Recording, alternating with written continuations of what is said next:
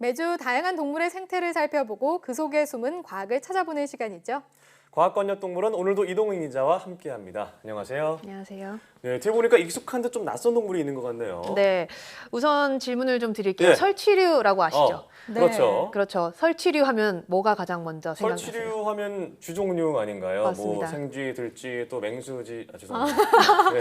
네, 이런 웃기는 들으면 저도 다람쥐 생각이 나고요. 네. 네, 청설모도 생각이 납니다. 네, 맞습니다. 뭐 설치류랑 쥐를 거의 뭐 동의어로 쓸 정도로 이제 네. 설치류 하면 쥐가 대표적이고요.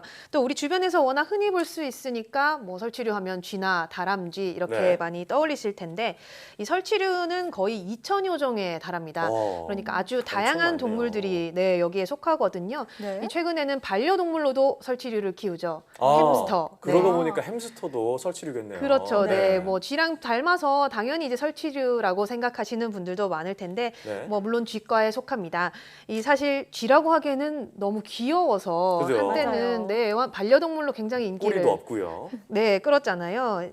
이 햄스터보다 말씀하신 꼬리를 봤을 때 특징이 굉장히 구분되는 것이 또 기니피그인데 네. 기니피그는 이 보시면 동글동글하게 정말 꼬리가 네. 없이 햄스터보다 조금 더 큰 모양새를 하고 있습니다. 네. 이 주로 남미에 살고요. 최근 3년 동안 우리나라에 가장 많이 수입된 야생동물 1위로 오. 꼽히기도 했습니다. 네. 그만큼 최근에도 이 반려동물로 계속해서 인기를 끌고 있는데요. 네. 이 수명이 한 10년 정도로 뭐 언뜻 보면 햄스터와 비슷하지만 햄스터보다 한 두세 배 정도 오래 살고요. 또 네. 이 사교성이 굉장히 뛰어나서 아이들도 키우기 좋다 이렇게 알려진 굉장히 뭐 친숙한 반려동물입니다. 네, 저 기니피그는 뭔가 토끼랑도 닮았다 이런 네. 생각이 네. 드는데요. 설치류였고요. 근데 쥐만 생각을 했었는데 설치류에는 정말 여러 동물이 있었네요. 네, 우리가 또 이렇게 알고 있는 설치류도 많이 있지만 뭐 네. 종이 워낙 많다 보니까 사실 모르고 있는 설치류도 많이 있거든요. 네. 그래서 이 시간에 좀 소개를 해드리려고 하는데 먼저 이 카피바라라는 동물 혹시 들어보셨나요? 저는 못 들어봤는데요. 저도 처음 들어본 것 아, 같아요. 네. 네, 익숙하지는 않으실 겁니다. 아마 우리나라에서는 야생에 없는 동물이기 때문에 네. 이 카피바라는 기니피그와 마찬가지로 남미에 사는 동물입니다. 네. 설치류 중에서 가장 덩치가 큰 종이고요. 자이언트 기니피그 이렇게 불리기도 합니다. 네, 보시면은 뭐 한 번쯤 뭐 보신 기억이 있을 수도 약간 좀 있는데 순하게 생긴 뉴트리아 같은 느낌도 아, 네, 있고요. 맞습니다. 네네네. 뉴트리아랑 굉장히 닮았죠. 보통 네. 이 몸집이 한 1m가 넘고요. 와. 네, 몸무게도 기본적으로 뭐 60kg 이상, 뭐 많게는 네. 70kg까지 나가기도 하는데 이 보시는 것처럼 설치류의 대표적인 특징이 앞니가 두드러진 거잖아요. 네, 네. 쌍의 앞니가 굉장히 크게 나 있는데 이 덩치가 큰 만큼 이 카피바라의 앞니도 굉장히 크게 발달을 해 있습니다. 네, 쥐 같은 설치류로 가면 좀 작을 거라 생각했는데 맞아요. 1m면 엄청 큰 거 아닌가요? 네, 맞습니다. 이 덩치가 크기 때문에 좀 돼지와 닮았다 이런 얘기도 많이 듣기도 하고요. 네. 좀 둔해 보일 수 있지만 뭐 상대적으로 덩치에 비해서는 굉장히 날렵한 수영 실력까지 갖추고 있습니다. 아, 그래요? 네, 이 건조한 피부 때문에 카피바라에게 물은 아주 필수라고 할 수 있는데요. 이 보통은 얕은 물이나 습지 같은 데서 피부를 적시는 정도, 뭐 시원하게 유지하는 정도로만 물을 사용을 하는데 만약에 포식자가 나타나면 물속에 들어가서 최대 5분까지도 잠수를 할 수가 있다고 합니다.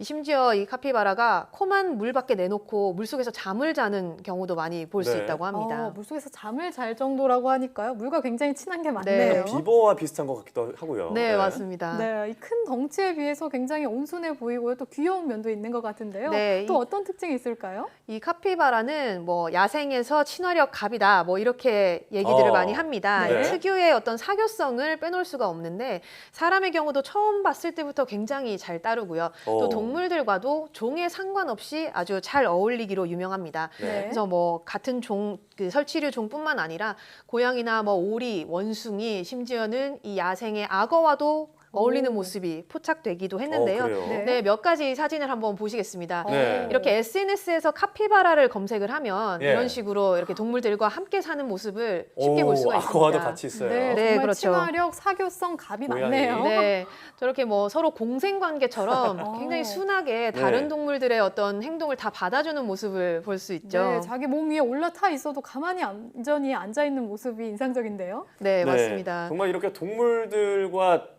어떤 다른 동물들과 이렇게 잘 지내는 모습 처음 보는 것 같은데 네. 사교계의 어떤 갑이라고 부를 수 있을 것 같아요. 네, 맞습니다. 이 카피바라의 사교성을 좀 이야기를 하자면 네. 기본적으로 이 무리 생활을 하기 때문에 사교성이 뛰어난데요. 서로 의사소통도 굉장히 많이 하고요. 동료들끼리 뭐 수영을 같이 한다거나 그루밍을 해주기도 합니다. 그래서 이 카피바라는 혼자 살 수 없는 동물로 알려져 있는데 이 소리를 이용해서 대화도 굉장히 많이 하는 편이거든요. 뭐 네. 예를 들면 짖거나 뭐 그르렁거리는 소리 또는 뭐 휘파람 소리, 뭐 이렇게 소리를 지르는 이렇게 고함 소리 같은 것들을 이용을 해서 의사소통을 합니다. 만약에 이 카피바라한테 이런 식으로 의사소통을 못하게 하면 아주 큰 스트레스를 받을 수도 있다고 합니다. 아, 이렇게 소리를 좀 내긴 하는데 동물뿐만 아니라 사람과도 이제 친화력이 좋다고 하니까 네. 반려동물로 함께 살아도 괜찮을 것 같은데 실제로는 어떤가요? 네, 실제로 뭐 우리나라에서는 뭐 동물원에 가야 이 카피바라를 볼 수 있지만 남미 지역에서는 반려동물로 아주 인기가 많습니다. 그렇군요. 네. 하지만 앞서 말씀드린 것처럼 카피바라는 사교성이 워낙 뛰어나고 혼자 살 수 없기 때문에 기본적으로 여러 마리를 함께 키워야 합니다. 또 네. 이 물을 좋아하니까 충분히 수영할 수 있도록 넓은 공간도 마련해 줘야 되고요. 또 이 식성이 굉장히 까다롭습니다. 신선하고 독성이 없는 이 아주 비싼 풀을 주로 먹이로 먹기 때문에 네.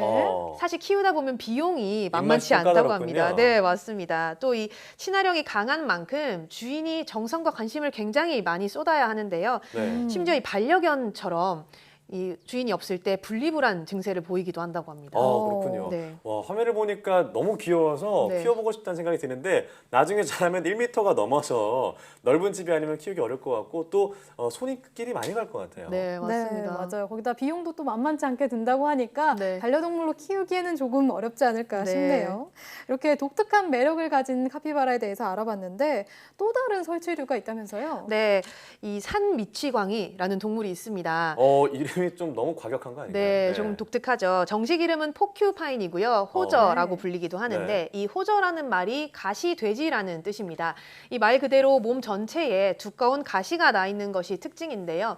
배를 제외하고 몸통 옆부분과 오. 등, 이 꼬리 부분을 모두 포함해서 3만 개가 넘는 가시들이 아주 길게 얽혀 있습니다. 네. 이 길이가 길기 때문에 가시 길이가 보통 50cm 정도로 이렇게 보시는 것처럼 보면 외모상으로는 굉장히 위협적으로 보이죠. 네, 가시가 굉장히 길어서 무서운데요? 네, 이 포큐파인의 경우는 사실 태어날 때부터 이런 가시를 다 달고 태어난다고 합니다. 아. 이 물론 처음에는 이 부드럽고 잘 구부러지는 상태였다가 네, 보시는 것처럼 이제 갓 태어났을 때는 뭐 가시가 네, 크게 가시가 두드러지진 크진 않죠. 않네요. 예. 네, 그렇지만 이 태어난 지 한 일주일 정도만 지나면 이 가시가 단단해지면서 이런 성체의 모습을 갖추기 시작합니다. 지금 보시는 이 포큐파인도 다 자라지 않은 모습인데 벌써 이렇게 가시가 네. 굉장히 날카롭게 돋아 있는 걸 보실 수가 있는데요. 네. 그만큼 이 가시가 포큐파인의 생존 무기 역할을 합니다. 적이 나타나면 이 머리와 등에 있는 가시를 곤두세워서 몸집을 2배 이상 커 보이게 할 수 있고요. 네. 또 이 가시 속이 비어 있기 때문에 서로 부딪히면 위협적으로 소리를 낼 수도 있습니다.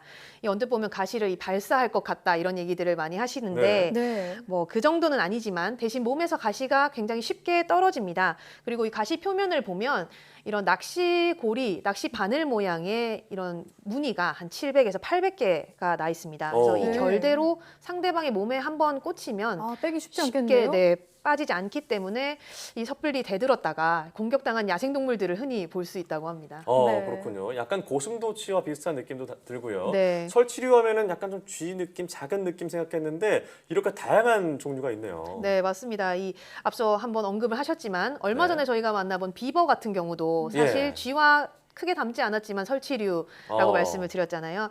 이렇게 우리가 알고 있던 것보다 뭐 단순히 쥐 이렇게 분류하기보다는 굉장히 다양한 설치류가 많이 살고 있습니다. 네, 그렇네요. 오늘 매력적인 카피바라부터 무서운 가시를 가진 호저까지 네. 알아봤는데요. 독특한 설치류가 정말 많다는 생각이 들고요. 또 우리가 모르는 동물들이 정말 무궁무진하구나 네, 싶네요. 다음 주에는 어떤 소식이 기다리고 있을지 기대가 됩니다. 이동훈 기자 오늘 잘 들었습니다.